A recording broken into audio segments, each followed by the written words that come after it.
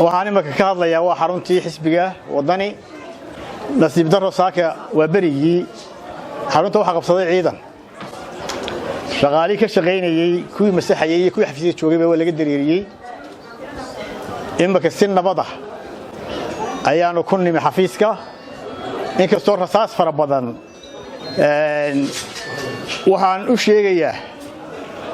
shacbiga reer Somaliland in xisbiga wadani iyo xisbiyada kaleba uu dastuurku fasaxay iyo shuruucda dalkuba inay isugu yimaadaan kulan inay isugu yimaadaan xafiisyadooda inay shacbiga la hadlaan inay taageerayaashooda la hadlaan ciidamada booliiska waxaan soo jeedinayaa waxa waajibkoodu yahay in muwaadiniinta nabadgelyadooda ilaaliyaan muwaadiniinta halkan timi ay rasaasta ku ridayaan waxay ka mid yihiin muwaadiniinta waajibku dastuurku u yeelay inay nabadgelyadooda ilaaliyaan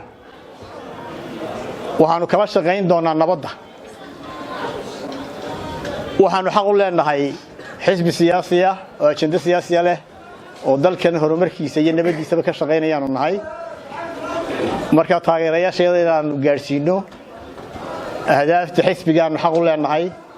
inaanu u warranaano xaq u leenahay waxaan u sheegayaa dhammaan maamulada gobolada xisbiga ee shanta ay hadhayna inay isugu yimaadaan xafiisyadooda inaanu halkan nimaadno maalin walba xaq baanu leenahay maanta qura maaha berrina waanu imanaynaa goboladoo dhammina way isu imanayaan xafiisyadooda isugu imanayaan